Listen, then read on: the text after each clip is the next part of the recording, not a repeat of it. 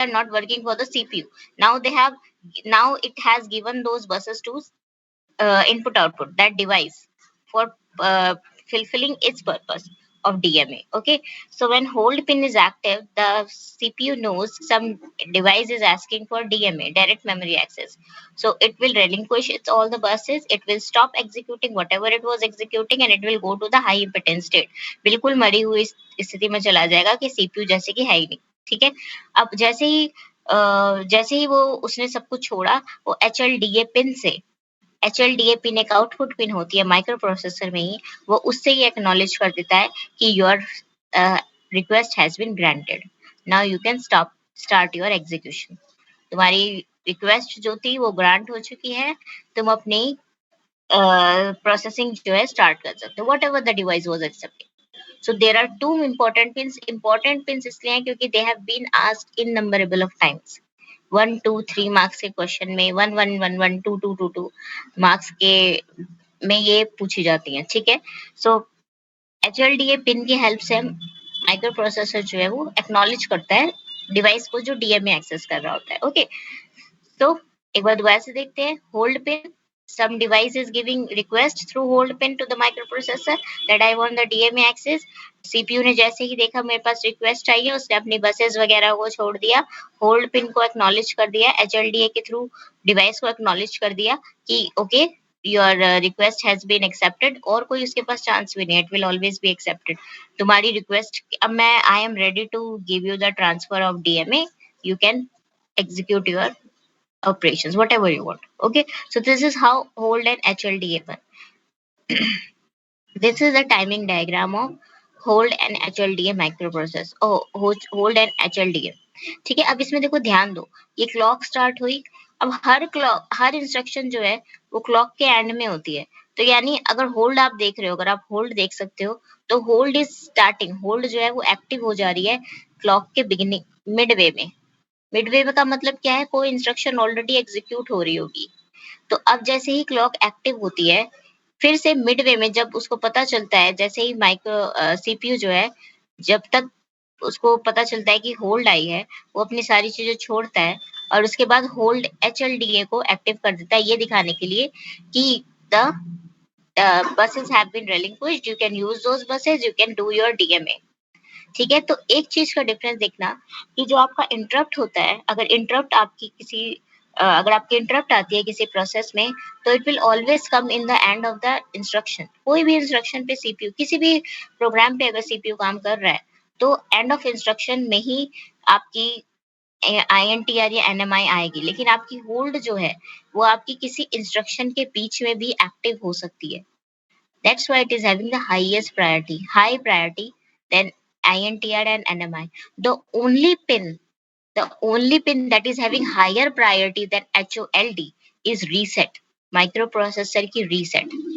Microprocessor की reset का काम क्या होता है, जितने भी उसके रजिस्टर्स थे, जितना भी उसका कंट्रोल सिग्नल है, सबको रीसेट कर देना. ठीक है, सो होल्ड के बाद अगर किसी की हाईएस्ट प्रायोरिटी है तो वो है रीसेट पिन. बट अगर आप सिर्फ ये रिक्वेस्ट वाली बात करें तो इंटरप्ट भी रिक्वेस्ट करता है, DMA भी रिक्वेस्ट करता है. उन केस में आपकी DMA, आपकी होल्ड पिन की प्रायोरिटी हाई होती है. Okay, and the other difference is कि आपकी जो होल्ड होती है, it can come anywhere between the execution of any instruction and can be given to the access to the DMA between the instruction. लेकिन आपकी INTR जो है वो सिर्फ एंड ऑफ इंस्ट्रक्शन पे ही एक्टिव होती है. अगर इंटरप्ट आती है तो वो एंड ऑफ इंस्ट्रक्शन पे ही आती है, और अगर पहले भी आई होती है तो एंड ऑफ इंस्ट्रक्शन पे ही उसको एड्रेस किया जाता है. ठीक है, लेकिन जैसे ही DMA आती है किसी भी CPU के पास, तो वो अपनी इंस्ट्रक्शन को वहीं छोड़ देता है, पूरा भी नहीं करता उसे, वहीं छोड़ के DMA एक्सेस देता है डिवाइस को. ठीक है, hold is sampled in any clocking cycle, मतलब कहीं कभी भी आ सकता है इंस्ट्रक्शन में. When the processor recognizes the hold, it stops executing software and enters hold cycles. Hold input has higher priority than INTR or NMI. The only microprocessor pin that has a higher priority than a hold is reset pin. जो सब कुछ मैंने बताया वही कहानी बता रहे हैं आपको. ठीक है, HLDA becomes active to indicate the processor placed its buses at high impedance state. मतलब it has relinquished its buses. Now it's not. Now the CPU is not using those buses anymore. They are like they have been removed from the socket of CPU. So now these buses can be used by the input output to transfer whatever they want to transfer to the memory or whatever they want to read from memory. Okay. As can be seen in the timing, there are a few clock cycle between the time that hold changes and until HLDA changes. ये बताना चाह रहा है कि जब hold आती है और जब HLDA मिलती है तो उसके बीच में थोड़ा टाइम होता है. वो टाइम यही होता है कि the CPU is relinquishing its all buses, अपनी सारी चीजों को छोड़ रहा है, अपने प्रोसेस को सेव करके जितना भी उसका हुआ था उसको सेव कर रहा है, खत्म कर रहा है. तो उस केस में जितना टाइम लगता है वो इसी चीज के लिए टाइम लगता है. ठीक है. HLDA output is a signal to requesting device that the processor has relinquished uh, uh, relinquished uh, relinquished its all buses and control of its memory and input output space. One could call HOLD input a DMA request input and HLDA output a DMA grant signal. Okay. Basic definitions देख लो कि DMA read and DMA right में क्या होता है. तो basically दो operations होते हैं. एक होता है डीएमए रीड, एक होता है डीएमए राइट. मतलब something is to be read from memory and something is to be write from memory. Direct memory access normally occur between an input output device and a memory without the use of the microprocessor. Okay, so this is very clear. I think this definition you have learnt in the previous years also, if not the deep working of how DMA works. A DMA read transfers data from memory to the input output device. DMA read का मतलब है the input output devices is reading data from the memory. Okay, so the memory is writing to input output device. This can be seen in two ways. The input output device is reading data from memory and the memory is writing data to the input output. Okay, similarly there is a DMA write. In DMA write the data is from input output device to memory. मतलब input output device is writing to the memory and memory is reading from input output. Okay, so these are two. DMA read, the data is reading, the input output device is reading from the memory, and DMA write, the input output device is writing to the memory. Okay, दो चीजें याद रखना. Memory and input output are controlled simultaneously. देखो memory and input output जो है simultaneously controlled होते हैं, तो इनके लिए साइमल्टेनियसली कंट्रोल सिग्नल्स होते हैं. Memory write, memory read, input output write, input output read. Okay, अभी पता चलेगा. Control signals are those signals which control the operation of any process. जैसे कि आपका INTR भी एक कंट्रोल सिग्नल है, आपका होल्ड भी एक कंट्रोल सिग्नल है. ऐसे सिग्नल्स जिसकी हेल्प से कोई प्रोसेस होता है और या फिर कोई प्रोसेस कंट्रोल होता है, तो वो कंट्रोल सिग्नल्स होते हैं. तो जब मेमोरी और इनपुट आउटपुट के बीच में ट्रांसफर हो रहा होता है, तो just because they are working simultaneously, इनके लिए दो दो कंट्रोल सिग्नल्स होते हैं, चाहे वो डीएमए रीड हो चाहे वो डीएमए राइट हो. डीएमए रीड के केस में मेमोरी राइट होगा क्योंकि डेटा इज मेमोरी रीड होगा क्योंकि data is being read from memory, and input output read होगा, इनपुट आउटपुट राइट होगा क्योंकि data is being return to the input output. अभी आगे पता चल जाएगा. A DMA read causes the memory read cycle and input output write cycle signals to activate simultaneously. दो signals होते हैं, एक होते हैं memory read cycles और एक होता है input output write cycle, transferring data from memory to the input output device. A DMA write causes the memory write cycle and input output read cycle. ठीक है. So देखो दोनों की दोनों देखो, डीएमए रीड के केस में क्या हो रहा था, मेमोरी से डेटा रीड हो रहा था, इनपुट आउटपुट पे राइट हो रहा था. तो मेमोरी रीड एक कंट्रोल सिग्नल है और इनपुट आउटपुट राइट एक कंट्रोल सिग्नल है. तो ये दोनों साइमल्टेनियसली एक्टिव होंगे. सिमिलरली डीएमए राइट में क्या हो रहा था, इनपुट आउटपुट से डेटा जो था वो मेमोरी पे राइट हो रहा था, तो मेमोरी राइट इसके लिए होता है और इनपुट आउटपुट रीड इसके लिए होता है. ठीक है. सो ये यहाँ पे कंफ्यूज मत करना है. Although no one asks you about the control signals, but for your general understanding you should know this कि when your DMA read is working, input your memory and input output are being controlled simultaneously, so there needs to be two control signals for that. ठीक है. जब आप generally read write करते हो ना micro processor में, तो सिर्फ एक सिग्नल से काम हो जाता है कि the micro processor is input reading और राइटिंग. लेकिन जब हम डीएमए की बात करते हैं ना, तो डीएमए के केस में हमें माइक्रो प्रोसेसर और वो मेमोरी और इनपुट आउटपुट डिवाइस दोनों को साइमल्टेनियसली कंट्रोल करना पड़ता है। इसी वजह से हमें 2 सिग्नल चाहिए होते हैं, ठीक है? तो डीएमए रीड के केस में जो आपका मेमोरी है वहाँ से डेटा रीड होके आपका इनपुट आउटपुट में राइट हो रहा है, ठीक है? Input output is that's why there is input output write cycle and there is memory read cycle. DMA write के केस में आपका का इनपुट आउटपुट से डाटा रीड होके मेमोरी में राइट हो रहा है, that's why there is a memory write cycle and input output read cycle. Okay, next आपके होते हैं, this is a typical circuit for generate system control signals in a DMA environment. ये आपका एक टिपिकल सर्किट है। ये circuit थोड़ा सा टिपिकल है क्योंकि this is without DMA controller. We also have a DMA controller which is used for generating DMA signals, but this is just a simple circuit which is helping us to generate a DMA signal. Okay, इसमें क्या होता है, आपकी HLDA pin होती है, MI और WR है। ये HLDA पिन जो होती है आपके माइक्रो प्रोसेसर से अटैच होती है और आपकी एक होल्ड पिन होती है, यहाँ पे होल्ड पिन दी हुई है। तो ये सिंपल आपका माइक्रो प्रोसेस, ये सिंपल सर्किट है जहाँ पे आपकी एक HOLD पिन होगी, एक HLDA पिन होगी।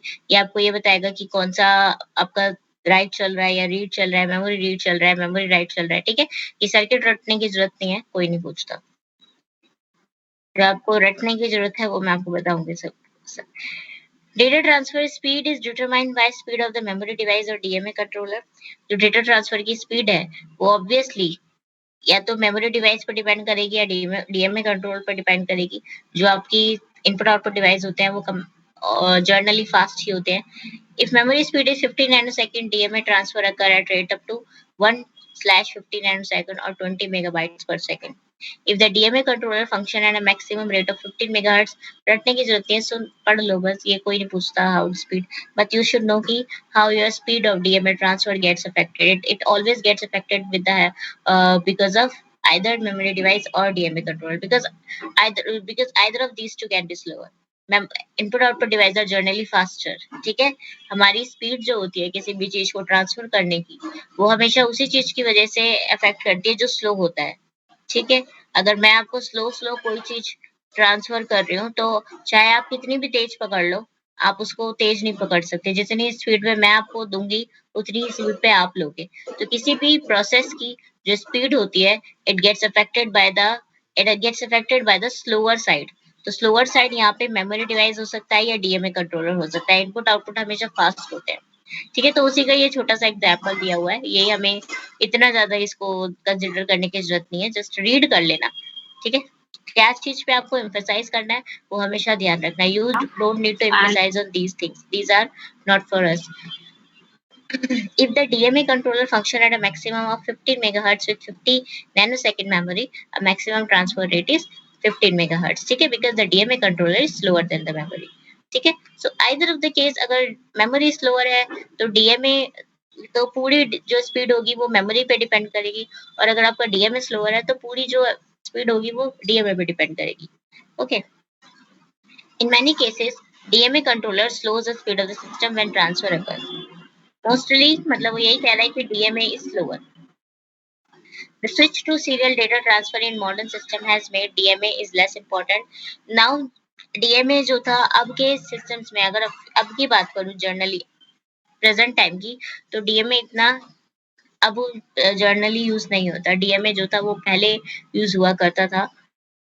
अब जो है हमारे पास बेटर चीजें आ गई हैं, जैसे PCI एक्सप्रेस बस ट्रांसफर, साटा, ठीक है? ये सब चीजें जो है 300 Mbps और 20 Gbps पे पी स्पीड डेटा को ट्रांसफर करवा देती है। तो यहाँ पे जो पूरा का पूरा बेट होता है वो सिर्फ मेमोरी पे होता है कि memory should be faster because we have already faster component as compare to our DMA controller. But in our course, we'll only read about the DMA controller because working of the DMA controller will be more or less same with your SATA and PCI Express. SATA और PCI की ही बराबर की होगी working. तो अगर DMA controller की working समझ लोगे तो अगर फ्यूचर में कभी साटा वगैरह के बारे में पढ़ते हो तो इजी हो जाएगा, ठीक है? तो बेसिक से स्टार्ट करेंगे। So the only thing in this PPT is I want to tell you that DMA is not in much use these days because there are very faster device as compared to your DMAs which are transferring at the rate of 300 Mbps and 20 Gbps. So DMA is not in much use, and In this particular generation, we are using computers so fast in a blink of an eye, so DMA would rarely be used. तो ये था आपका DMA. इसमें आपको simple सी चीजें याद रखनी है, लिख लो चाहे कहीं। होल्ड क्या होता है, एचएलडीए क्या होता है, ठीक है। होल्ड और एचएलडीए में क्या डिफरेंस होता है, होल्ड और आईएनटीआर में क्या डिफरेंस होता है। एक एक लाइन के डिफरेंस है और एक एक नंबर का ही पूछा जाता है। ये एक एक दो नंबर से ज्यादा का नहीं पूछा जाता। वन वर्ड क्वेश्चन जो है 13.1 में से बनते हैं, ठीक है। टाइमिंग डायग्राम पूछ सकते हैं, नहीं टाइमिंग डायग्राम तो बहुत ही कम पूछते हैं, बाकी पूछ सकते हैं, इतना मुश्किल टाइमिंग डायग्राम नहीं है। टाइमिंग डायग्राम में बस आपको ये शो करना है कि जो आपकी क्लॉक साइकिल होती है ना, आपकी हर एक इंस्ट्रक्शन जो है वो एक क्लॉक साइकिल में एग्जीक्यूट होती है, लेकिन जो आपका होल्ड होता है वो किसी भी क्लॉक साइकिल में एक्टिव हो सकता है, ठीक है। आपको बस ये शो करना है। और होल्ड आने के बाद और एचएलडीए के मिलने के बाद उसके बीच में थोड़ा सा डिफरेंस दिखाना है। सो इन दिस वे अगर लर्न करोगे तो इजीली कर पाओगे। अब आ जाओ डीएमए कंट्रोलर पर। अब क्या होता है, पहले मैं इसको आपको कहानी की तरह बताऊंगी, फिर मैं आपको इसके किरदार बताऊंगी, जिससे कि आपको किरदार फिर फिट करने आसान हो जाए कहानी में। डीएमए कंट्रोलर, जैसे कल हमने पीआईसी पढ़ा, प्रोग्राम इंटरप्ट कंट्रोलर पढ़ा, वैसे ही हमारे पास एक डीएमए कंट्रोलर भी होता है, ठीक है। डीएमए कंट्रोलर क्या होता है, हमने अभी तक देखा, आपने आज तक अगर आपने फर्स्ट सेकंड ईयर में डीएमए पढ़ा भी है तो आपको यही बोला गया होगा कि there is no CPU between input output device and memory.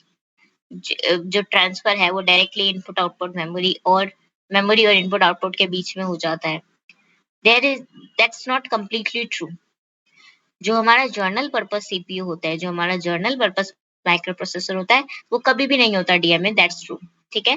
But there is a dedicated, क्या बोलोगे आप, specifically designed microprocessor for DMA. DMA के लिए एक स्पेसिफिकली डिजाइन माइक्रो प्रोसेसर होता है, जिसका नाम होता है 8237 डीएमए कंट्रोलर। वो होता है डीएमए के लिए, ठीक है। आपको खुद सोचो ना कि आपका सीपीयू तो बैठ गया है, अब आपके कंट्रोल सिग्नल्स को कौन कंट्रोल कर रहा होगा, कैसे कैसे पता चल रहा होगा किसी सर्किट को कि क्या करना है, इसने डेटा रीड कर लिया या नहीं, अब मैं राइट करूं या नहीं, वो डीएमए कंट्रोलर करता है। तो DMA controller is nothing but again a micro processor, जिसकी सिर्फ एक ही ड्यूटी है, डीएमए काम करवाना, और कोई ड्यूटी नहीं है। हमारे सीपीयू के पास तो बहुत सारा काम है ना, ऑपरेशंस करना, इंटरप्ट कंट्रोल करना, अरिथमेटिक ऑपरेशंस करना, डेटा ट्रांसफर करना, ठीक है। लेकिन हमारे डीएमए के पास सिर्फ एक काम है, डायरेक्ट मेमोरी एक्सेस करवाना, इनपुट आउटपुट और मेमोरी के बीच में मीडिएटर बनना, उन दोनों को कंट्रोल सिग्नल्स प्रोवाइड करना कि हाँ मेमोरी इनपुट आउटपुट तैयार है, डेटा दे, यहाँ इनपुट आउटपुट मेमोरी तैयार है, डेटा सेंड कर दो, ठीक है। सो वो जो कंट्रोल सिग्नल्स है that are provided by the 8237। तो द ओनली थिंग जो आपने आज तक पढ़ी है जो गलत हो गई वो ये है कि there is no microprocessor involve between your input output and memory when DMA access is being going on. There is a microprocessor but not the general purpose microprocessor. There is a specific microprocessor which is 8237 DMA controller. Okay, 8237 DMA controller के question जो होते हैं बहुत straight forward आते हैं। एक तो software commands आती हैं, इसका पिन डायग्राम कभी नहीं आता, पिन्स किसी की भी नहीं आती, बिकॉज अगर माइक्रो प्रोसेसर में आप पिन रटने जाओगे ना तो पता नहीं कितनी 500-600 तो पिन ही रट जाओगे, 500-600 से तो कम ही होगी, बट इतनी तो पिन ही रट जाओगे, और इतनी पिन कोई नहीं रट सकता। तो पिन कभी नहीं पूछा जाता एक्सेप्ट कि सम पिन्स विच आर इंपॉर्टेंट, जैसे INTR, HOLD, HLDA, DMA, ये पिन्स होती हैं, ये थोड़ी जर्नल वाली पिन्स होती हैं, जर्नल नहीं सॉरी, स्पेशल पिन्स होती है, तो इनके बारे में आपको नॉलेज होनी चाहिए, बाकी और पिन्स आपसे कोई नहीं पूछता, ठीक है। तो this is a block diagram of your DMA controller. ये एक डीएमए कंट्रोलर है। इससे रिलेटेड मैं आपको एक कहानी सुनाऊंगी और कहानी के बाद मैं आपको किरदार बताऊंगी, ठीक है। सो आपका डीएमए कंट्रोलर क्या करता है, DMA controller basically it's just it's like a mediator between your input output and your memory to do that DMA access, okay. Input output controller के जो डीएमए कंट्रोलर होता है उसके तीन मेन पार्ट्स होते हैं, एक होता है टाइमिंग एंड कंट्रोल, एक होता है priority and coding and priority logic, एक होता है कमांड कंट्रोल, ठीक है। बाकी ये सब जो है ये इंटरनल रजिस्टर्स क्या बन रहा, एक सेकेंड, सॉरी। ठीक है, तो ये 3 जो जैसे कि हमने वहां पे पढ़ा था ना पीआईसी में, उसके कुछ मेन पार्ट्स थे, ऐसे ही हमारे डीएमए कंट्रोलर के भी मेन पार्ट्स हैं। Timing control, priority encoder, priority logic, command control. बाकी ये सब इंटरनल रजिस्टर्स हैं और ये हमारी इंटरनल बसेस है जिसकी हेल्प से data is being transferred, data and address is being transferred from one register to another और from DMA to CPU, CPU to DMA. ठीक है, सो इन 3 के बारे में बताती हूँ। उससे पहले मैं आपको बताती हूँ कि हमारा जो 8237 डीएमए कंट्रोलर होता है वो दो स्टेट में हो सकता है। एक होता है एक्टिव स्टेट को एक सेकंड,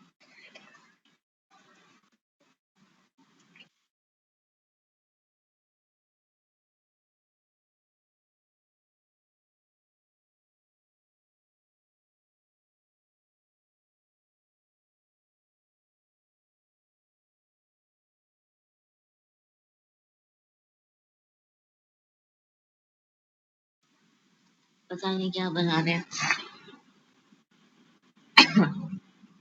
ठीक है, सो these three are main things: timing and control, priority encoder, and rotating priority logic and command control. ये 3 होते हैं जो बैकबोन होते हैं आपके डीएमए कंट्रोलर की। बाकी सब इंटरनल रजिस्टर्स हैं, उनका आपको काम पता चलेगा क्या होता है। तो मुझे आपको बताना था कि डीएमए कंट्रोलर के 2 स्टेट्स होते हैं, एक होता है एक्टिव स्टेट, एक होता है आइडल स्टेट। कहानी की तरह सुनो, ठीक है, अभी कुछ भी कोई पिन विन नहीं बताती। एक्टिव स्टेट में क्या होता है, आइडल स्टेट में क्या होता है, आइडल स्टेट में आपका कोई डीएमए रिक्वेस्ट नहीं आ रही, कोई चैनल जो है वो डीएमए नहीं मांग रहा। ठीक है, सब चैनल आराम से काम कर रहे हैं, सीपीयू अपना आराम से काम कर रहा है और आपका डीएमए कंट्रोलर जो है वो आइडल पड़ा है, शांत पड़ा है, उसका कोई काम नहीं है, उसके पास कोई काम नहीं है। आइडल के केस में ही आपके पास एक स्टेट ऐसा होता है जहां पे वो प्रोग्रामिंग कंडीशन में हो सकता है, आइडल में ही वो काम नहीं कर रहा, वो डीएम में काम नहीं कर रहा, बट वो प्रोग्राम हो रहा है।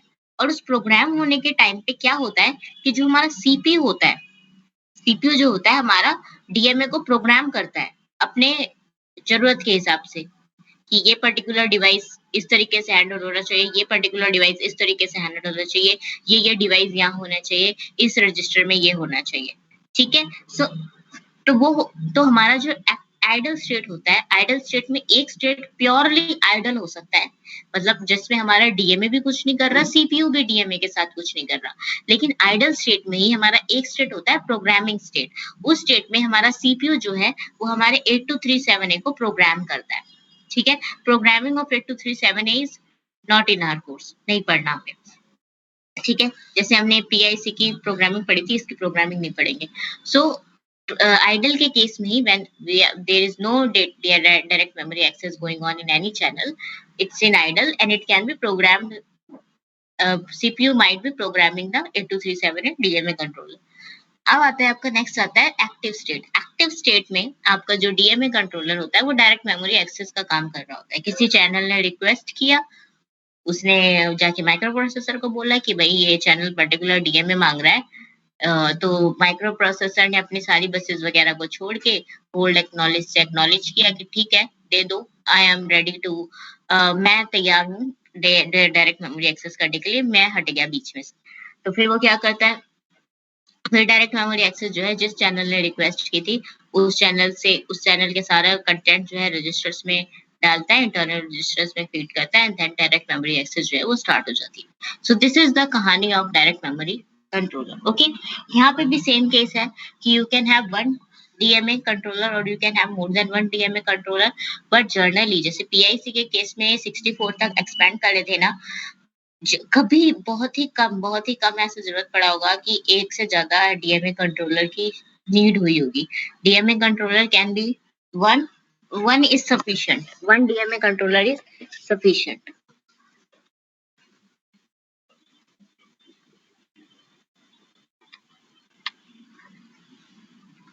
So this is a block diagram of 8237 DMA controller. कोई नहीं पूछता ब्लॉक डायग्राम, बिल्कुल भी इसको देख के घबराने की जरूरत नहीं है, इतना बड़ा डायग्राम रटने की भी जरूरत नहीं। ठीक है, no one will ask you about the block diagram. इसमें जो क्वेश्चंस पूछते हैं वो बहुत ही सिंपल पूछते हैं, इसकी वर्किंग बहुत ज्यादा डीप है, और वो वर्किंग डीप जो है वो आपको मैं एक फाइल शेयर कर दूंगी, उससे रिलेटेड पढ़ लेना, बट जितना मैं समझाऊंगी अगर उतना भी पढ़ लोगे तो काफी रहेगा, ठीक है। It is not a discrete component in modern microprocessor-based systems. It appears within many system controller chipsets. ठीक है, 8237 is a 4-channel device. एक बार में 4 devices को connect कर सकते हो आप 8237 से, और 4 channel जो है वो adequate होते हैं for any processing. अब के फ्यूचर में क्या होता है आई डोंट नो, मैंने SATA और PSCI के बारे में तो नहीं पढ़ा, बट उनके केस में कितने चैनल डिवाइसेस वो एक्सेप्ट करते हैं एक बार में आई डोंट नो, बट अगर बिगिनिंग की बात करें या अभी की भी, अगर अभी पर्सनल कंप्यूटर की बात करो तो I think 4 devices are enough because not all the devices are asking for the direct memory access. 8237 is capable of DMA transfer at rate of 1.6 megabytes per second. Her channel जो है वो full 64 के bite section of memory को एक बार में transfer कर सकता है, ठीक है। अब आ जाओ 8237 की प्रिंट डेफिनेशन पे। Again no one will ask you about the pins. You don't have to bother yourself about cramming them. You don't need to cram them. But yes, their journal working you should know. Clock is an clock जो है, जो internal timing होती है, clock वो provide करती है। Clock input is connected to the system clock signal as long as the signal is 5 megahertz or less. 8086 और 8088 system में the clock must be inverted for proper inversion of 8237. 86 और 88 में अगर क्लॉक यहाँ पे हाई पे काम कर रही है तो लो पे करनी चाहिए, जिससे कि वो प्रॉपर ऑपरेशन कर सके, because there are certain pins which are not present in 86 88 directly to take the input of the clock, so it should be inverted. बाकी क्लॉक का काम ये है कि it provides timing signals through the internal working of 8237. Chip select again, okay, it's a microprocessor, so chip select will enable or disable it. जैसे कि आपका PIC में chip select था, वो उसको enable या disable कर देते हैं, यहाँ पे भी आपका chip select जो है वो enable या disable करता है आपके 8237 को। So this is again done by your microprocessor. Microprocessor चाहे तो आपका 8237 disable भी कर सकता है और enable भी कर सकता है। The decoder does not use the because it contain, देखो जो हमारे इस पर्टिकुलर सिग्नल्स को डिसेबल और इनेबल करने के लिए काम आते हैं, वो हमारे इनपुट आउटपुट, बिकॉज आपने चैप्टर 9, अभी हमने चैप्टर 9 पढ़ा है, चैप्टर 9 नहीं पढ़ा है इसलिए आपको इनपुट आउटपुट मेमोरी और मेमोरी इनपुट आउटपुट के बारे में नहीं पता होगा, बट हमारे जो माइक्रो प्रोसेसर और 8237 के बीच के जो सिग्नल्स होते हैं वो नॉर्मली इनपुट आउटपुट रीड और मेमोरी रीड नहीं होते, वो ये वाले memory read, memory write, input output read और इनपुट आउटपुट राइट होते हैं, ठीक है।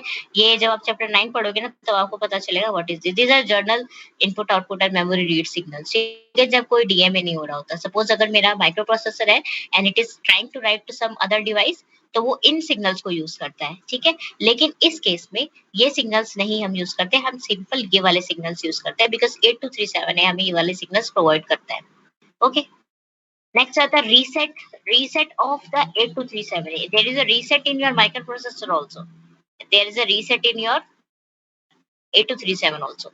सो रीसेट पिन जो करता है वो सारे रजिस्टर्स को क्लियर कर देता है, एंड जो भी कमांड्स होती हैं, जो रजिस्टर्स होते हैं, जो आपका बिट पिन्स होती हैं, उन सभी को उनके क्लियर करके सारे रजिस्टर्स को जो स्टेटस होता है उनका नल कर देता है, ठीक है। मतलब एक तरीके से कि it's ready to start again for some other purpose. It also cleared the first last flip-flop and sets the mask register. This input primes the 823 so it is disabled until programmed otherwise. तो ये देखो जो reset करने का एक यही वो है कि एक डीएमए, सपोज एक पर्टिकुलर डीएमए चैनल ने रिक्वेस्ट करी, उसके डीएमए अब खत्म हो चुका है, तो उसके बाद जो है डीएमए कंट्रोलर पूरा रीसेट हो जाता है, जिससे कि जब नेक्स्ट कमांड आने से पहले it can be programmed for the next channel और for the next DMA request, ठीक है। तो सीपीयू प्रोग्राम करता है जो आइडल स्टेट में और एक्टिव स्टेट में जाने से पहले उसकी प्रोग्रामिंग हो जाती है, और उसको उससे पहले रीसेट भी कर देते हैं, जिससे कि पहले का जो था वो सारा खत्म हो जाए। फिर आता है आपका रेडी। देखो रेडी क्या होता है कि अगर आपका मेमोरी और अगर आपका ट्रांसफरिंग रेट स्लो है मेमोरी और इनपुट आउटपुट के बीच में, तो एक रेडी इनपुट हम डाल देते हैं, उसमें क्या होता है कि आपका पहले जो आपका 8237 है, वो ये बोले आपके इनपुट आउटपुट को या मेमोरी को ये सिग्निफाई करेगा कि whether either of the two is ready. Suppose अगर मेमोरी से इनपुट आउटपुट में 8237 है, मेमोरी से इनपुट आउटपुट में ट्रांसफर करवा रहा है कुछ, तो अगर मेमोरी तेज से डेटा भेज रही है, इनपुट आउटपुट स्लो है, which is a rare case, उल्टा ले लेते हैं, इनपुट आउटपुट जो है मेमोरी में भेज रहा है और इनपुट आउटपुट फास्ट है, मेमोरी स्लो है, और इनपुट और अभी मेमोरी रेडी नहीं है डेटा लेने के लिए, अभी वो ऑलरेडी प्रोसेस कर रही है पहला वाला डेटा, और लेकिन इनपुट तैयार है। तो उस केस में जो रेडी पिन होती है 8237 की, वो ये बताती है कि the memory is not ready, अभी मेमोरी रेडी नहीं है। ठीक है, जब रेडी में 1 हो जाएगा तब वो बोलेगा कि हाँ अब रेडी है, अब डेटा सेंड करो। ठीक है, so it's basically to handle the slower device, मतलब स्लोअर साइड को हैंडल करने के लिए होता है कि जो स्लोअर साइड है उसको उसके पेस पे डेटा मिले, और जो फास्टर साइड है वो डेटा सेंड ना करता रहे रेगुलरली। फिर आता है आपका hold acknowledge. Hold acknowledge signals the 8237 that the microprocessor has relinquished control of the address data and control buses. 8237 का hold acknowledge होता है, it's like an input from the microprocessor, वो input की तरह होता है माइक्रोप्रोसेसर में, और वो ये बताता है कि yes your DMA has been DMA has been given। क्या हो रहा है?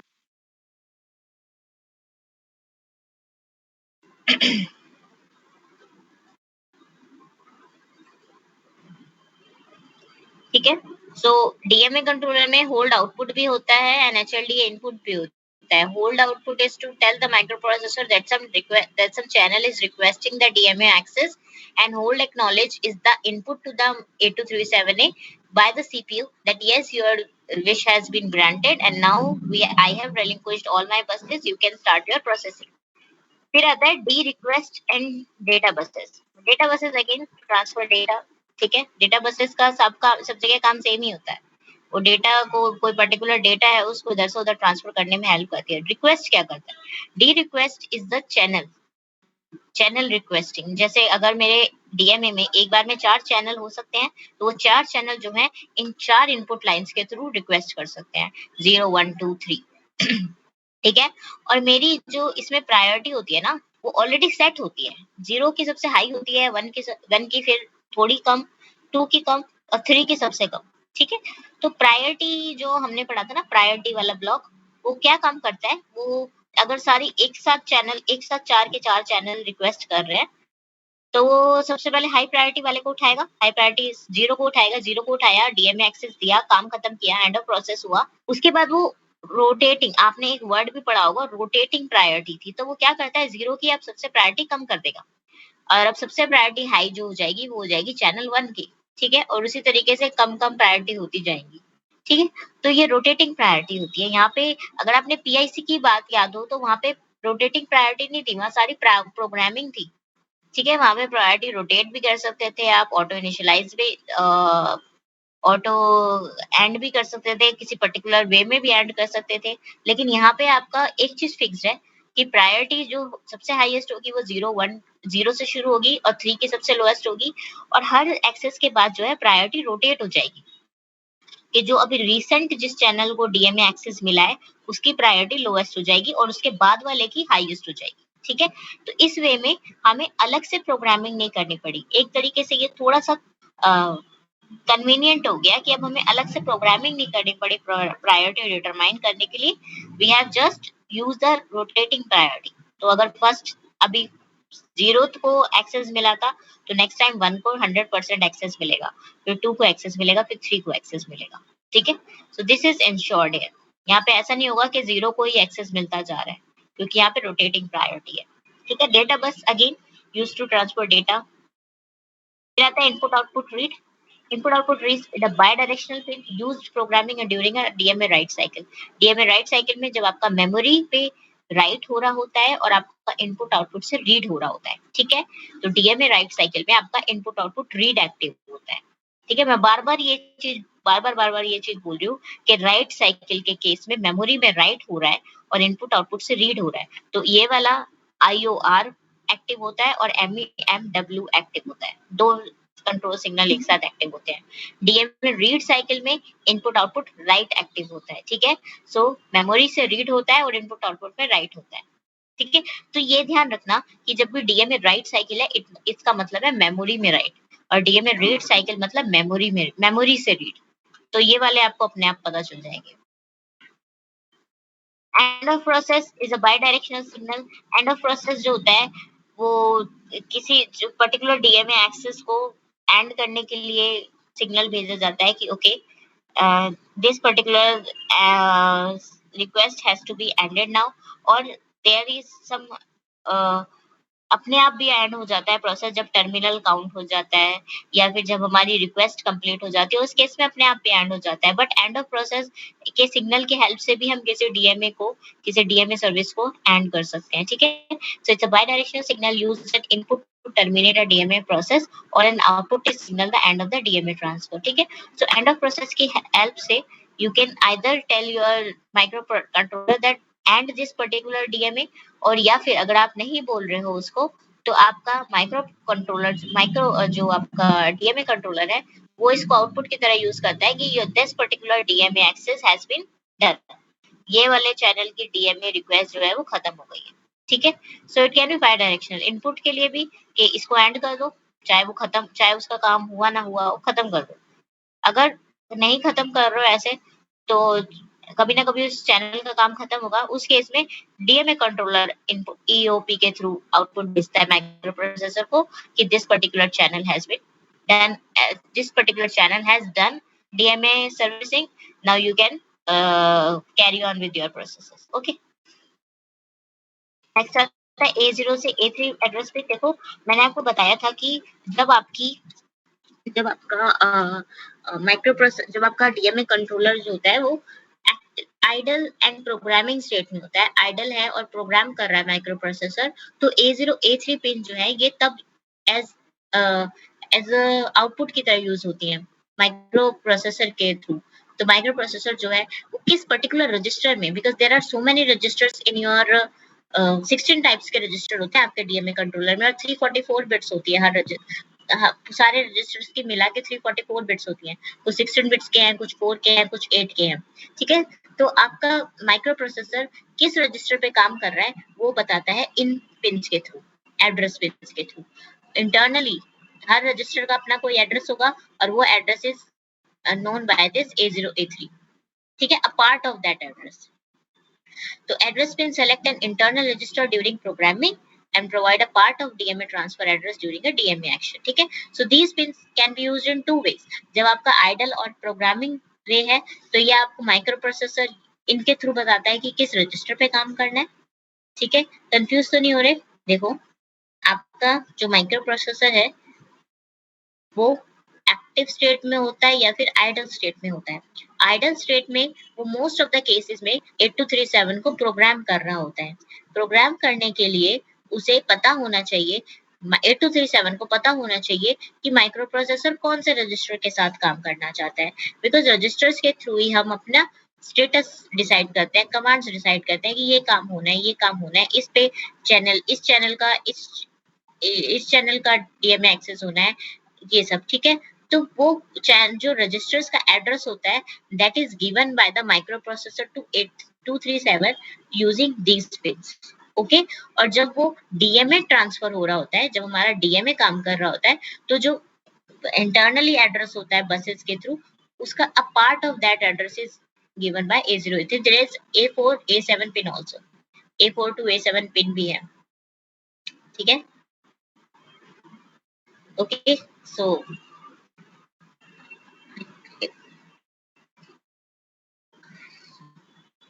A0 A3 are address pins. Obviously they will provide address for some DMA transfer, but when they are not doing any DMA, they are giving the address of the internal register for which the microprocessor wants to do something, कुछ write करना चाहता है, कुछ read करना चाहता है उस register से, ठीक है। तो उस केस में A0 A3 जो है वो माइक्रो प्रोसेसर का लिए रजिस्टर पहचानने के लिए काम करती है, और डीएमए के केस में provide address to the DMA action. The address pins are outputs that provide a part of DMA transfer address during action. There are other pins also. फिर आता है आपका होल्ड रिक्वेस्ट। होल्ड रिक्वेस्ट जो है is an output that connects to the hold input of the microprocessor order to request a DMA transfer. अब आपका microprocessor ने एचएलडीए तो पता चल गया है, एचएलडीए जो है वो एक्नॉलेज करता है, एचएलडीए की हेल्प से एक्नॉलेज करते हैं आपके 8237 को, ठीक है। अब आपका 8237 रिक्वेस्ट कैसे करता है, माइक्रोप्रोसेसर के पास होल्ड पिन होती है, ठीक है, उसमें कोई सिग्नल आया तो माइक्रोप्रोसेसर को पता चलता है कि डीएमए एक्सेस, डीएमए किसी ने रिक्वेस्ट किया है, तो वो 8237A के पास कौन सी वो पिन होती है जो होल्ड से कनेक्टेड होती है, वो होती है आपकी होल्ड रिक्वेस्ट, HRQ, ठीक है। सो होल्ड रिक्वेस्ट एक आउटपुट पिन होती है डीएमए कंट्रोलर से, जो कि आपकी HOLD पिन से कनेक्ट होती है माइक्रो प्रोसेसर के। और होल्ड जैसे ही किसी पर्टिकुलर चैनल कोई एक्टिव होता है, किसी भी डी रिक्वेस्ट, अगर कोई भी डी रिक्वेस्ट एक्टिव हुई, तो जो आपका माइक्रो कंट्रोलर होता है, जो आपका डीएमए कंट्रोलर होता है, वो एच रिक्वेस्ट के थ्रू, होल्ड रिक्वेस्ट के थ्रू HOLD को एक्टिव करेगा, डीएस जो फिर आपका सीपीयू है वो सब बसेस को छोड़ेगा, HLDA के थ्रू आपके डीएमए को बताएगा कि okay the buses have been relinquished, now you can start processing for DMA, ठीक है। नेक्स्ट आता है आपका DACK। अब आपका चैनल है, जो आपके जो चैनल्स हैं they are only communicating with your DMA controller, वो सिर्फ डीएमए कंट्रोलर से कम्युनिकेट कर रहे हैं, तो उन्हीं के लिए एक डी रिक्वेस्ट थी, अब एक है डी एक्नॉलेज। सपोज मैंने किसी सामने वाले बंदे को बोला कि उसको बुला दे, ठीक है, तो उससे ये पूछ, या फिर बुला दे नहीं, उससे ये पूछ, बुलाना नहीं है, कम्युनिकेशन नहीं करवाना, मैंने बोला कि अपने आगे वाले बंदे से कि उस वाले बंदे से ये पूछ कि वो क्या लिखा है, ठीक है, तो वो बंदा उसको बताता है कि ये लिखा है, तो वो मुझे वापस बताता है ना कि ये लिखा था, तो that is the same thing, that बीच वाला बंदा इज आर डीएमए कंट्रोलर। तो यहाँ पे मेरे चैनल ने क्या करा, डी रिक्वेस्ट पिन से मेरे चैनल ने डीएमए कंट्रोलर को बोला आई नीड डीएमए, तो चैनल ने, अब मेरे डीएमए कंट्रोलर ने आगे जाके माइक्रो प्रोसेसर को बोला कि this particular channel needs DMA. अब मेरे माइक्रो प्रोसेसर ने होल्ड ए से बोला कि okay DMA has been granted, फिर मेरे डीएमए कंट्रोलर ने डी एक्नॉलेजमेंट से बोला कि okay DMA has been granted. This is how things are working in DMA controller. Okay, clear हुआ? क्योंकि मैं नहीं चाहती आप मुझे लग रहा है आप कंफ्यूज ना हो जाओ कि दो एक्नॉलेजमेंट, दो होल्ड कैसे, दो रिक्वेस्ट कैसे, ठीक है, क्योंकि यहाँ पे जो आपका डीएमए है ना, वो एज ए मीडिएटर काम कर रहा है किसी इनपुट आउटपुट डिवाइस और मेमोरी के बीच में, वो सॉरी माइक्रो प्रोसेसर के बीच में, ठीक है। So D acknowledge is for communication between the channel, input output channel, and DMA controller, and HOLD and HLDA are the two communication pin between microprocessor and DMA controller, ठीक है। सो जैसे ही DMA के पास D request से कोई request आई, D request से किसी channel ने request की, उसने माइक्रो प्रोसेसर को एच रिक्वेस्ट पिन से बोला कि a particular channel is requesting, micro CPU ने बोला ओके एचएलडीए पिन के through okay I have relinquished my bus, फिर डीएमए कंट्रोलर ने डी ऐप या डी एक्नॉलेजमेंट पिन से बोला okay the CPU is ready, CPU has been relinquished, you can start your process, okay, so this is how these pins are working। ये pins जो होती है programmable होती है, एक्टिव हाई भी काम कर सकते हैं, एक्टिव लो भी काम कर सकते हैं, वो डिपेंड करता है कि आपने किस तरीके से प्रोग्राम किया है। Programming we don't have to do, we are not doing the programming part of this 8237 DMA controller. फिर आता है आपका address enable, signals the DMA address latch connected to DB7 DB0 pins on the 8237। देखो address latch क्या करता है, देखो आपकी जो पिन्स होती हैं दे आर मल्टीप्लेक्सिंग, मल्टीप्लेक्सिंग का मतलब क्या होता है कि आपकी जो पर्टिकुलर कोई पिन है, अगर कोई एड्रेस पिन है, सपोज मैंने आपको A0 से A3 का यूज बताया, वो दो काम कर रही है इस समय, वो इंटरनल रजिस्टर्स के भी एड्रेस बता रही है और वो फिर एक डीएमए ट्रांसफर के टाइम पे कोई एड्रेस भी प्रोवाइड करती है, तो उस केस में इट्स अ मल्टीप्लेक्सिंग लाइन। तो मल्टीप्लेक्सिंग लाइंस वो होती हैं जो same pins can be used for various processes, ठीक है, एंड द सेम पिन्स को वो पर्टिकुलर टाइम पे किस काम को कर रही हैं वो हमें पता चलता है एड्रेस इनेबल से। सो अगर मेरी पिन का एड्रेस इनेबल है तो यानी उस टाइम पे उस पिन में एड्रेस है, और अगर एड्रेस इनेबल नहीं है तो whatever the other purpose it was fulfilling वो उसका माना जाता है। ठीक है, सो एड्रेस इनेबल ये सिग्नल करता है डीएमए एड्रेस लैच को कि the DB7 and DB0 pins जो है वो कनेक्टेड है आपकी 8237 से and they can be used for address purpose also. क्योंकि आपके जो डीएमए कंट्रोलर में होते हैं वो बड़े सारे इंटरनल बफर्स होते हैं, तो इंटरनल बफर्स में जैसे कि आप अगर आपका डेटा है एंड वो कहीं पे अभी स्टोर नहीं है, अभी वो पर्टिकुलरली आपको कहीं स्टोर करके रखना है, तो you used buffer in that cases. तो उन बफर को एड्रेस करने के लिए भी आप सेम पिन्स को यूज करते हो, जिस पिन से आप डेटा ट्रांसफर करते हो उन पिन से ही आप एड्रेस भी बताते हो। तो उस केस में आपको पता होना चाहिए कि अभी वो पर्टिकुलर पिन्स जो हैं वो एड्रेस बता रही हैं या डेटा बता रही हैं। ठीक है, अब देखो, अगर मेरे मेल में कैसे मैं आपको इसका जनरल एग्जांपल दूं, अगर मेरे लेटर में कैसे एग्जांपल दूं, मैं अ, जैसे कि अगर मेरा कोई एक बंदा 2 काम कर रहा है, तो मेरे को पता होना चाहिए कि अभी फिलहाल इस टाइम पे वो क्या काम कर रहा है। तो यही काम होता है एड्रेस इनेबल का। तो एड्रेस इनेबल बस ये बताती है कि जो मल्टीप्लेक्स्ड पिन्स हैं, जो पिन्स एक साथ 2 काम कर सकती हैं, वो ऑन द स्पॉट अभी फिलहाल क्या काम कर रही हैं, क्या वो एड्रेस बता रही हैं या वो डेटा बता रही हैं। ठीक है, तो एड्रेस इनेबल यही काम करता है। फिर आता है आपका एड्रेस स्ट्रोब, वो ALE की तरह ही काम करता है, एड्रेस इनेबल की तरह ही काम करता है, लेकिन it works for A8 to A50। These pins are also multiplexed. Okay, so जैसे कि जो आपका एड्रेस इनेबल था, it was working for DB0 से DB7 के लिए काम कर रहा था। आपका address strobe is working for A8 to A50। ठीक है, तो ये जब आप चैप्टर 9 और चैप्टर 10 पढ़ोगे ना, उसमें भी ये होता है कि हमारी पिन मल्टीप्लेक्स्ड होती है। मल्टीप्लेक्स का मतलब क्या होता है? We are using same pins for more than one purpose. उससे क्या होता है कि हमारी पिन्स कम लगती हैं। अगर मेरे को सपोज अगर मेरे को 64 बिट्स ऑफ डेटा ट्रांसफर करना है, तो मैं 64 पिन्स थोड़ी ना यूज करूंगी। मैं 64 पिन्स यूज करूंगी, मैं तो अपनी आईसी बहुत बड़ी कर दूंगी, और मेरी आईसी बड़ी होने का मतलब है मेरे को जगह भी चाहिए मदरबोर्ड पे उतनी।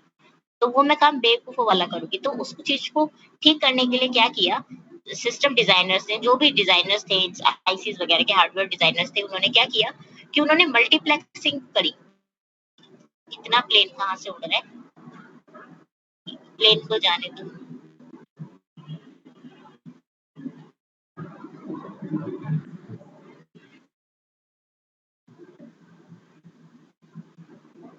अच्छा, एयरफोर्स डे है क्या? हाँ, बड़े दिन से प्लेन्स जा रहे हैं, इधर से उधर जा रहे हैं। अच्छा, ओह नाइस।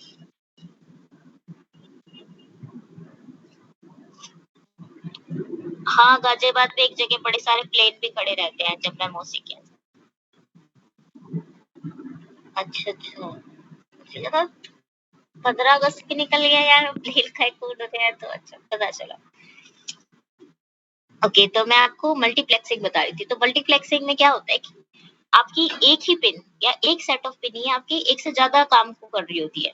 ठीक है, अब तो मल्टीप्लेक्सिंग पिन्स तो चलो ठीक है, हम एक काम से ज्यादा करवा रहे हैं, लेकिन मेरे सीपीयू या मेरा जो भी उन पिन से जुड़ा हुआ है, उसे कैसे पता चलेगा कि भाई अभी ये पिन क्या कर रही है? तो उसके साथ हमें कंट्रोल सिग्नल्स भी चाहिए होते हैं। वो कंट्रोल सिग्नल्स हैं आपके ADSTB और एड्रेस इनेबल। ठीक है, तो एड्रेस इनेबल और एड्रेस एसटीबी आपकी यही बताते हैं, आपके जो भी डिवाइसेस उन पिन से कनेक्टेड है, कि अभी ये पिन्स क्या रोल निभा रही हैं। ठीक है, so these are multiplexing of pins. Multiplexing आप अच्छे से पढ़ोगे चैप्टर 9 या चैप्टर 10 में आएगा। फिर आता है आपका memory read. You know memory read क्या होता है? जब आपको मेमोरी से डेटा रीड करना होता है और इनपुट आउटपुट में राइट करना होता है, तो आपका मेमोरी रीड पिन होती है उस काम के लिए। फिर आती है आपकी memory write. Memory write you also know कि जब आपको मेमोरी पे राइट करना होता है, तो this pin become active. Okay, DMA right cycle में। नेक्स्ट आता है आपका इंटरनल रजिस्टर्स। अब इंटरनल रजिस्टर्स बड़े सारे होते हैं आपके। ठीक है, current address register, current word register, base address, base word.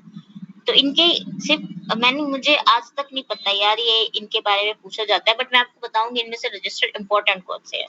वो रट लेना। रटोगे क्या? मैं आपको समझा देती हूँ, अगर समझ आ जाए तो बहुत बढ़िया है, क्योंकि समझ आ जाएंगे, इतना मुश्किल नहीं है कुछ। Current address registers holds a 60-bit memory address used for DMA transfer. जिस भी मेमोरी से डेटा रीड होना है या डेटा राइट होना है, उस मेमोरी का एड्रेस जो होता है आपके करंट एड्रेस रजिस्टर में स्टोर होता है। ठीक है, whatever the whatever the process, the whatever the function is to be done, either memory read or memory read, उस पर्टिकुलर लोकेशन का एड्रेस जो होता है आपके करंट एड्रेस में स्टोर होता है। ठीक है, 16 बिट का होता है। Each channel has its own current address register for this purpose. Her channel का अपना खुद का करंट एड्रेस रजिस्टर होता है, बिकॉज एक साथ कई सारे चैनल एक्टिव हो सकते हैं। एक बार में एक ही होगा, डीएमए एक्सेस एक का ही होगा, बट एक्टिव बहुत सारे हो सकते हैं। तो सारे के सारे एक लोकेशन के लिए तो नहीं हो रहे होंगे ना, हर इनपुट आउटपुट डिवाइस का अपना अलग काम होता है। When a byte of data is transferred during a DMA operation, CAR is either incremented or decremented. ठीक है, तो अब सपोज आपने पहले अगर आपको बाइट आपको एक ब्लॉक ऑफ डेटा को ट्रांसफर करना है, ठीक है, there are 4 types of transfer, single, block, एक होता है आपका स्पेसिफिक, और एक होता है डिमांडिंग, एक होता है single, demanding, block and cascade. 4 type के ट्रांसफर होते हैं। ठीक है, वो मैं आपको बताऊंगी, आपको पीपीटी में नहीं दिया हुआ, बुक में थोड़ा सा डिफाइन किया हुआ, बुक में भी बहुत थोड़ा सा डिफाइन किया हुआ, मैं आपको बता दूंगी, ऐसे कहानी की तरह बता दूंगी, पूछता कोई नहीं है। 4 टाइप के ट्रांसफर होते हैं। तो ठीक है, तो सपोज मेरा एक ब्लॉक ऑफ डेटा मुझे ट्रांसफर करना है, तो ब्लॉक ऑफ डेटा में मुझे कुछ बिट्स चाहिए, एक से ज्यादा मेरी मेमोरी लोकेशन से डेटा जा सकता है। तो CAR जो है डिक्रीमेंट और इंक्रीमेंट हो जाता है, जिस तरीके से प्रोग्राम्ड होता है। प्रोग्रामिंग कौन करता है? CPU।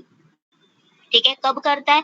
जब आइडल स्टेट प्रोग्रामिंग स्टेट में होता है हमारा 8237। ठीक है, तो ये सारे काम CPU ही कर रहा है।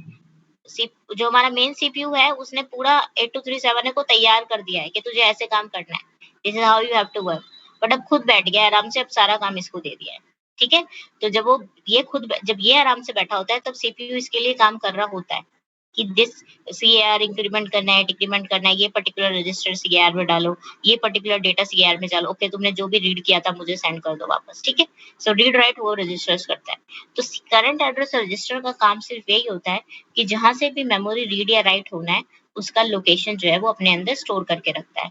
16 बिट का एड्रेस होता है, and that address can be incremented और decremented depending on the programming that been done. Increment भी हो सकता है, डिक्रीमेंट भी हो सकता है, डेटा ऊपर की तरफ से भी ले सकते हो, नीचे की तरफ से भी ले सकते हो। ठीक है, मैं आपको बताऊंगी कि how many types of transfers are there. फिर होता है current word count register. Current word count register, अगर आप सिर्फ करंट रजिस्टर की बात करो तो उस केस में आपको वो अगर डिक्रीमेंट होता रहे तो कब तक डिक्रीमेंट हो, आपको पता तो चलना है कि कितना डिक्रीमेंट होगा, कितना डेटा चाहिए आपको, वो बताता है आपका CWCR।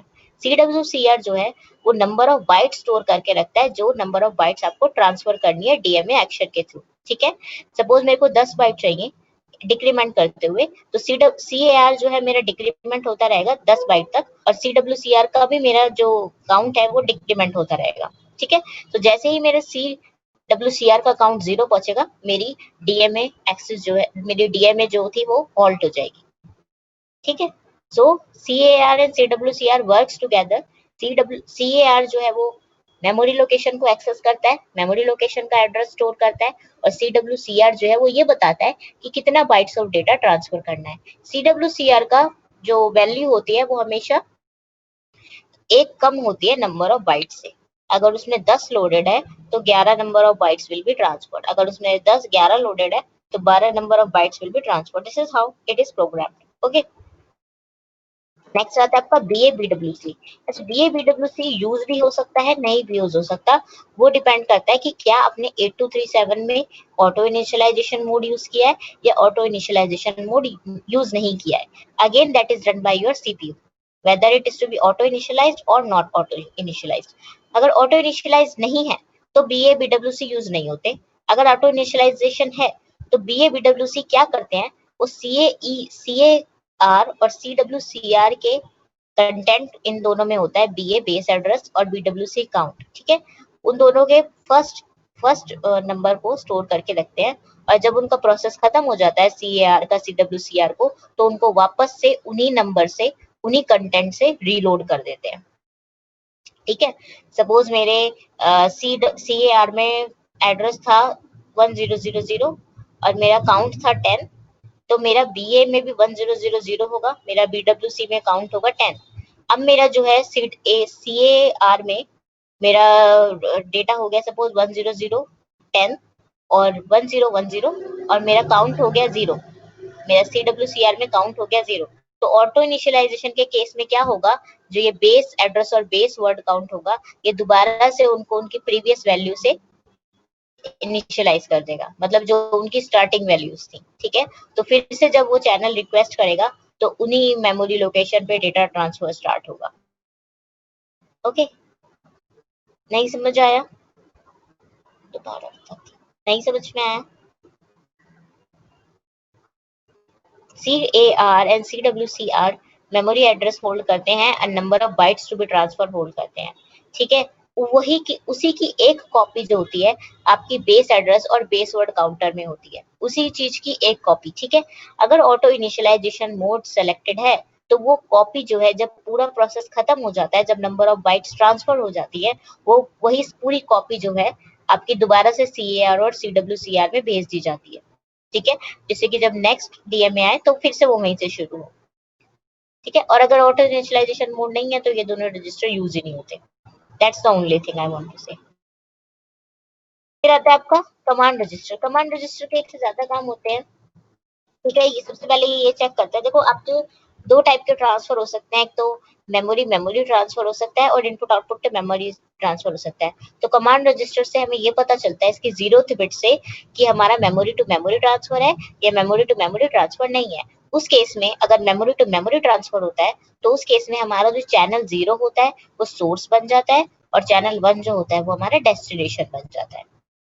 ठीक है, बस इतना सा। कमांड रजिस्टर की बिट 0 से हमें ये पता चलता है कि whether it is an input output to memory और whether it is a memory memory. ठीक है, मेमोरी मेमोरी को भी डीएमए एक्सेस के थ्रू काम डीएमए के थ्रू काम किया जा सकता है, बट हमारा कमांड रजिस्टर हमें ये बताता है कि whether it is a simple input output to memory और whether it is a memory to memory. अगर उसकी बिट में 1 है तो it is a memory to memory, और उस केस में हमारा जो चैनल 0 होता है वो डेस्टिनेशन सोर्स एड्रेस बन जाता है और चैनल 1 जो है वो डेस्टिनेशन एड्रेस बन जाता है। ये होता है आपका। ठीक है, this is your whole command register. फिर आता है आपका mode register. Mode register program करता है mode of operation of a channel. अब मैंने आपको ये बताया कि देयर आर 4 मोड्स। हर रजिस्टर का अपना अलग अपना खुद का मोड होता है। Each channel has its own mode register as selected by bit position 1 and 0। ठीक है, एमआर एमआर का जो चैनल 0 एंड 1 है वो ये बताता है कि कौन से चैनल, हर चैनल की अपना अपना खुद का मोड रजिस्टर होता है, और इससे इन बिट से पता चलता है कि पर्टिकुलर मोड रजिस्टर जो है वो किसके लिए है। ठीक है, remaining bits of the mode register select operation, auto initialization, increment decrement and mode for the channel. Okay, अब मोड फॉर द चैनल क्या होता है? तो हमारा मेन है वो होता है demand mode, single mode, block mode और कैस्केड मोड। तो मोड रजिस्टर से हमें ये पता चलता है कि जिस जो मोड है ट्रांसफर का वो क्या होता है। वो सिंगल हो सकता है, ब्लॉक हो सकता है, कैस्केड हो सकता है, डिमांड हो सकता है। सिंगल के केस में क्या होता है? सिंगल के केस में एक एक बार डेटा ट्रांसफर हुआ एंड डीएमए खत्म। एक डीएमए ट्रांसफर एंड सिंगल और आपका डीएमए खत्म। ठीक है, डिमांड के केस में क्या होता है? वो तब तक करता रहता है जब तक उसके पास ईओपी नहीं आती, तब तक डीएमए चलता रहता है जब तक के पास एंड ऑफ प्रोसेस कमांड नहीं आती, या जब तक टर्मिनल काउंट रीच नहीं हो जाता। टर्मिनल काउंट मतलब कि आपका जो रजिस्टर, आपका जो बफर है दैट हैज बीन फुल, उस चैनल से रिलेटेड जो बफर था वो कंप्लीट हो गया। ठीक है, या तो ईओपी आ जाए या बफर फुल हो जाए, तो वो हमारा डिमांड मोड होता है। ब्लॉक मोड होता है कि पर्टिकुलर बाइट ऑफ डेटा ही मुझे चाहिए, और जैसे ही वो particular byte of data transfer हो जाए तो खत्म, मेरा ट्रांसफर डीएमए खत्म। कैस्केड मोड वो मोड होता है जिसमें आपके एक से ज्यादा डीएमए होते हैं। ठीक है, तो मोड रजिस्टर जो होता है वो आपको यही बताता है कि किस टाइप से आपका डेटा जो है वो ट्रांसफर होना है, या it's whether it's a single, cascade, demand और ब्लॉक। तो कैस्केड के केस में ट्रांसफर से मतलब नहीं होता। कैस्केड के केस में बस ये होता है कि हमें ये पता चलता है कि more than 1 DMA controllers are involved. Okay, single के मोड में एक ट्रांसफर डीएमए खत्म। ब्लॉक के केस में number of bytes transfer DMA खत्म। डिमांड के केस में या तो ईओपी या टर्मिनल काउंट रीच हो जाए तो डीएमए खत्म। ओके, तो this is your mode register, this is specifically for all. और आपकी बिट 0 और 1 से पता चलता है कि किस चैनल के लिए है। ठीक है, auto initialization, address increment decrement वो भी आपको यही बताता है। and again this register is uh, uh, programmed by your microprocessor. ठीक है, नेक्स्ट आता है आपका बस रिक्वेस्ट रजिस्टर। बस रिक्वेस्ट रजिस्टर जो है, बिकॉज जब आपका मेमोरी टू मेमोरी ट्रांसफर होता है तब आपका कोई बाहर का चैनल तो डीएमए एक्सेस कर नहीं सकता, तो बस रिक्वेस्ट रजिस्टर आपका उस केस में यूज होता है। It's like a software command which is use when in memory to memory transfer काम करना होता है। ठीक है, so memory to memory transfer के केस में आपका बस रिक्वेस्ट रजिस्टर बताता है कि मेमोरी टू मेमोरी ट्रांसफर चाहिए होता है। तो उस केस में खुद ही क्या होता है, आपका चैनल वन जो होता है ऐसे डेस्टिनेशन बन जाता है, चैनल 0 जो होता है सोर्स बन जाता है, एंड उन दोनों के रजिस्टर्स को एंड बफर्स को यूज करके हम मेमोरी टू मेमोरी ट्रांसफर कर देते हैं। ठीक है, this is the diagram of request register. फिर आता है आपका MRSR। अब ऐसा भी हो सकता है, अब अगर आप मेरे को PIC याद हो, प्रोग्राम इंटरप्ट कंट्रोलर, उसमें हम क्या कर रहे थे, हम कुछ पर्टिकुलर इनपुट डिवाइसेस को मास्क कर रहे थे, मतलब उनके थ्रू कोई इंटरप्ट ना आए। यहाँ पे भी हमारे पास ये प्रोविजन है, यहाँ पे भी हम किसी पर्टिकुलर चैनल को मास्क कर सकते हैं या सारे चैनल को मास्क कर सकते हैं। तो MRSR क्या करता है, MRSR एक ऐसा रजिस्टर है जो किसी पर्टिकुलर चैनल को एक बार में किसी इंडिविजुअल चैनल को मास्क कर सकता है। ठीक है, तो हर चैनल से रिलेटेड इसके अंदर एक बिट होती है। अगर हम उस बिट को सेट कर दें, उस पर्टिकुलर चैनल के कॉरेस्पॉन्डिंग बिट को सेट कर दें, तो वो वाला चैनल डिसेबल्ड हो जाता है। ठीक है, और जो रीसेट सिग्नल होता है 8237A का, वो फिर से उनको डिसेबल कर देता है, ऑल चैनल मास्क को डिसेबल कर देता है। ठीक है, दोबारा से सेट हो जाते हैं। तो हमारा suppose particular cycle of time में हमने किसी एक चैनल को डिसेबल कर दिया, जिससे कि कोई और चैनल जो है वो रिक्वेस्ट कर सके, तो जब रीसेट होगा तो फिर वो सबसे क्लियर, फिर सब कुछ क्लियर हो जाएगा। ये तो होता है हमारा MRSR। तो MRSR का एक डिफरेंस ये होता है, एक एक स्पेशल काम ये होता है कि it can only be used to disable some channel individually. एक बार में एक चैनल को डिसेबल कर सकते हो। ठीक है, तो आइदर यू कैन चैनल 0 को मास्क कर सकते हो, या 1 को, या 2 को, या 3 को, इनमें से किसी एक को मास्क कर सकते हो। अब आपके पास होता है एक MSR और MRSR का काम सेम होता है। ओनली डिफरेंस इज कि MSR की हेल्प से आप एक बार में सारे चैनल डिसेबल कर सकते हो। MRSR से तो एक बार में एक ही कर पा रहे थे ना। MSR से आप एक बार में सारे चैनल्स को डिसेबल कर सकते हो, और अगेन जब रीसेट होगा तो सारी चीजें क्लियर हो जाती है। This is how. ठीक है, अगर ये वाली बिट सेट है, ये वाली बिट सेट है, तो चैनल 0 मास्क है। अगर चैनल ये वाली बिट सेट है तो 1 भी मास्क है, ये भी सेट है, सारी बिट अगर ये फर्स्ट 1 2 0 1 2 3 वाली बिट सेट है तो सारे के सारे चैनल मास्क है। There is no point of masking all the channels, but we can mask more than one channel here with the use of MSR as compared to MRSR where we were only able to mask one channel. ठीक है, now come to the software commands. Easiest status register. अभी तो status register आपको ये show करता है, अभी मैंने आपको बोला ना कि जो आपका डिमांड मोड होता है, डिमांड मोड में या तो आपका भाई टर्मिनल काउंट रीच हो जाए, या फिर आपका एंड ऑफ प्रोसेस की कमांड आपके पास आ जाए बाहर से। तो कैसे पता चलता है टर्मिनल काउंट रीच हो गया? टर्मिनल काउंट रीच हो गया या नहीं हो गया वो हमें पता चलता है स्टेटस रजिस्टर से। उसमें टीसी बिट्स होती हैं, और टीसी बिट्स हमें हर चैनल के कॉरेस्पॉन्डिंग जो टीसी बिट्स होती है वो ये बताती है कि whether this particular channel has reach इस टर्मिनल काउंट और नॉट।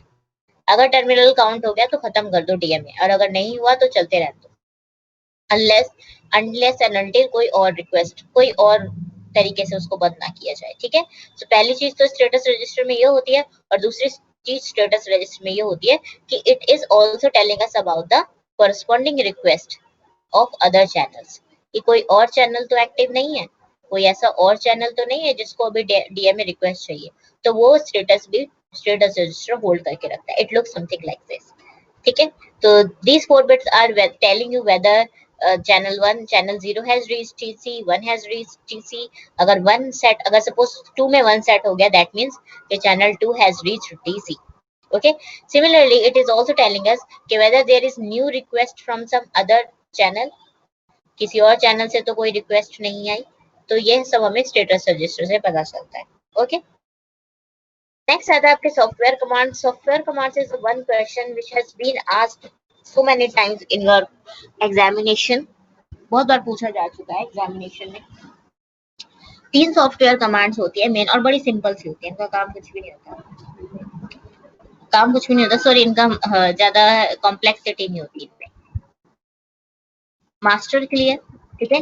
मास्टर क्लियर क्या करती है, ये सारे के सारे चैनल को डिसेबल कर देती है, जितने भी चैनल है सबको एक साथ डिसेबल कर देती है, ठीक है।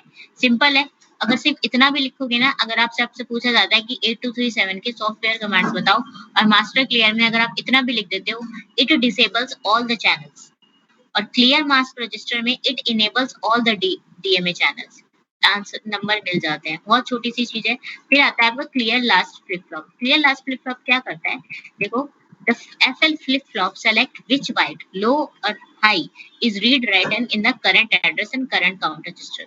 देखो जब आपका अगर आपकी एक बाइट है तो पहले लो बाइट लिखनी है या पहले हाई ऑर्डर बाइट लिखनी है, पहले हाई लिखनी है या पहले लो बाइट लिखनी है, उसको आपको clear the FL flip flop से पता चलता है। तो अगर आपका FL फ्लिप फ्लॉप 0 है तो लो ऑर्डर बाइट पहले लिखी जाती है, और अगर FL आपका 1 है तो हाई ऑर्डर बाइट पहले लिखी जाती है। This is programmed by your CPU,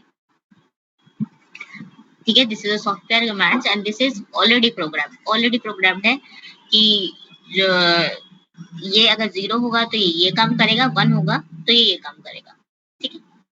so this are the only thing that we had to do in your chapter 13, इतना ही है। चैप्टर 13 में आपको कहाँ पे ज्यादा एम्फसाइज करना है, वो आपके रजिस्टर्स को अच्छे से कर लेना और सॉफ्टवेयर कमांड्स को अच्छे से कर लेना और 13.1 सेक्शन अच्छे से कर लेना, ठीक है। अब किसी को कोई डाउट? आई थॉट ये 1 घंटे में हो जाएगा, बट ये पूरा टाइम लगेगा, बिकॉज हाँ एक्सप्लेन तो करना पड़ता है ना अच्छे से।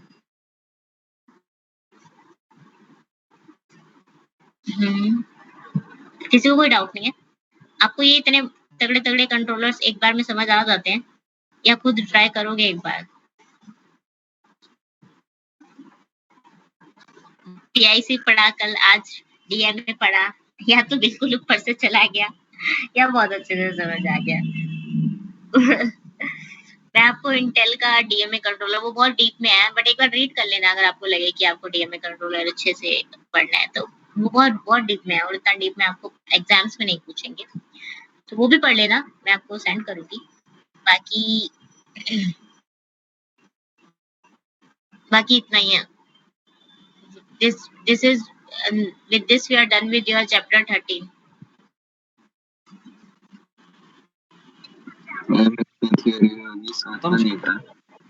क्या चिराग?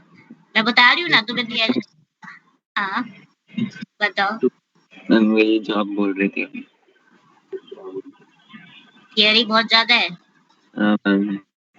अरे नहीं पूछी जाती ना यार थियरी इतनी, तुम लोग वो डराने के लिए इतनी सारी थियरी। आज डेट क्या है? 10/10 हुई ना आज।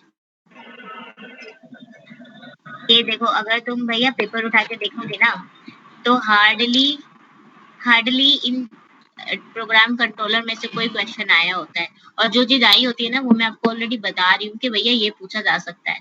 तो इसमें से अगर मैं तुम्हें बोलूँ कि अगर तुम लास्ट टाइम पे चैप्टर 13 पकड़ते हो ना तो सिर्फ सॉफ्टवेयर कमांड्स पढ़ लेना और सिर्फ रजिस्टर पढ़ लेना और होल्ड और HLDA पढ़ लेना, तुम्हारे मार्क्स कहीं नहीं जाएंगे, ठीक है। ये जो पिंस है ना, पिंस किसी चीज की नहीं रटनी है आपको। पिंस आपके पास इननंबरेबल ऑफ पिंस है यहाँ पे माइक्रो प्रोसेसर में, वो रटने बैठोगे तो क्या ही करोगे, पिंस तो बिल्कुल नहीं रटनी। तो ये जो क्लॉक आता है ये A0A7 ये सब नहीं पढ़ना हमें। अगर आप इसको एक बार रीड मार के छोड़ोगे तो छोड़ देना। जो आपको बाय हार्ट रटनी है वो है सॉफ्टवेयर कमांड्स, वो है रजिस्टर्स, ठीक है। PIC में जो आपको बाय हार्ट रटना था वो था आपका OCWs एंड ICWs और आपके कुछ register IRR, ISR and IMR, बस यही चीज आती है। तो माइक्रो प्रोसेसर का पेपर बहुत प्रेडिक्टेबल होता है, बहुत प्रेडिक्टेबल, क्योंकि माइक्रो प्रोसेसर बनाने वाला भी खुद डीप में नहीं जाता, बिकॉज ये डीप जो इतना डीप है ना ये इलेक्ट्रॉनिक्स के बच्चों के लिए है, ये CS के बच्चों के लिए इतना डीप नहीं है। इलेक्ट्रॉनिक्स के बच्चों को पूछोगे ना वो ये सब पढ़ते हैं, वो ये सब करते भी हैं, वो प्रैक्टिकली ये सब करते हैं। हम तो ये प्रैक्टिकली परफॉर्म भी नहीं कर सकते, हम तो सिर्फ कंप्यूटर लैंग्वेज कर सकते हैं। उनके पास पूरा ब्रेड बोर्ड, पूरी ICs होती हैं, वो लोग काम करते हैं, सर्किट्स बनाते हैं। तो दैट्स व्हाई जब हम पेपर डिजाइन कर रहे होते हैं ना, जब माइक्रो प्रोसेसर का पेपर डिजाइन कर रहे होते हैं, तब हम सर्किट्स वगैरह में नहीं घुसते। तो वो लोग उतना डीप में नहीं घुसते कि जितना वो सीएस वालों के हिसाब से बाहर हो जाए। तो घबराने की जरूरत नहीं है, बहुत ज्यादा है, आई नो, बड़ी सारी चीजें कॉम्प्लेक्स ही हैं, बट कहानी की तरह पढ़ना कि ओके एक होता है 8237 है, उसका काम क्या होता है, चैनल से रिक्वेस्ट लेके माइक्रो प्रोसेसर को आगाह करना कि भैया रिक्वेस्ट चाहिए, ठीक है। तो कहानी की तरह पढ़ना, पिंस में इतना मत घुसना। बाकी मैं तुमको इम्पोर्टेंट हर चैप्टर के साथ बता देती हूँ कि ये इम्पोर्टेंट है। ओके, तो घबराओ नहीं, बिल्कुल घबराने की जरूरत नहीं है। 5 नंबर का आएगा, क्वेश्चन आएगा तो आएगा, और वो भी चॉइस में आएगा। मेन पार्ट जो एक पार्ट आता है कंपलसरी पार्ट में 13.1 सेक्शन में से आता है, कंपलसरी पार्ट वाले में, और सॉफ्टवेयर कमांड्स आ सकती है, वो भी 3 या 4 नंबर की आ जाती है। तो मैंने तो इससे ज्यादा क्वेश्चन देखे नहीं चैप्टर 13 में से, बाकी इस बार कुछ अलग होगा तो I will let you know कि किस तरीके से पेपर डिजाइन करते हैं। बाकी किसी को और को कोई डाउट नहीं है, घबराने की जरूरत नहीं है। माइक्रो प्रोसेसर में सबसे ज्यादा स्कोर कर पाओगे अगर क्वेश्चन पेपर्स करते रहोगे, मेरे हिसाब से पढ़ते रहोगे। जिस टाइम पे मैं बोलूँगी ये टेस्ट के लिए पढ़ लो तो पढ़ लेना, स्कोर कर लोगे। चलो ठीक है फिर, थैंक यू सो मच। 10:30 भी हो गए, let's leave the class for today, and again reminding you that there will be a test of chapter 4 and 6 on 15th of October. Please come to me with your problems because we need only 2 more labs for मुझे programs के लिए चाहिए, and then we'll be done with the programs, और उस case में हम revision किया करेंगे, ठीक है। आपको दोबारा से दिमाग में घुसाएंगे कि ये होता है, वो होता है, ओके। बिकॉज अब मेरे सिर्फ 4 चैप्टर रह गए हैं, जिसमें से एक बहुत छोटा सा है, छोटा वाला पहले निपटा देंगे, फिर एक बहुत ही बड़ा चैप्टर है, बहुत ही ज्यादा बड़ा, वो बड़ा वाला एंड में करेंगे या पहले कर लेंगे, देख लेंगे। चैप्टर 9 स्टार्ट करूंगी मैं। अभी सारे हार्डवेयर वाले ही चैप्टर है। तो हाँ विभू। मैम मेरा ना आज बहुत बार मीटिंग मतलब बंद हो जा रहा था, तो अटेंडेंस का हो गया ना, मतलब ये पूछना था। अगर तुम्हारा लेफ्ट भी आ रहा होगा तो भी मैं लगा दूंगी, डोंट वरी। वो मुझे पता है इंटरनेट कनेक्टिविटी सबकी इशू करते थे। ओके नाम से मैं लगा दूंगी, मोस्ट वेलकम। और किसी को कोई प्रॉब्लम, किसी ने कोई मैसेज किया है? ओके ठीक है। सो thank you class, thank you so much. Have patience because all the chapters in future are only hardware oriented, but I will tell you कि कहाँ दिमाग लगाना है, कहाँ दिमाग नहीं लगाना। घबराना नहीं है, मेरी बात सुनते रहना कि ये पढ़ना है वो नहीं, बाकी सब आगे सारे चैप्टर्स हार्डवेयर से रिलेटेड। चलो ठीक है, bye, thank you so much. कल तो छुट्टी है सबकी, happy Gandhi October, Gandhi ji is birthday in advance. कल तो छुट्टी है, मजे करना।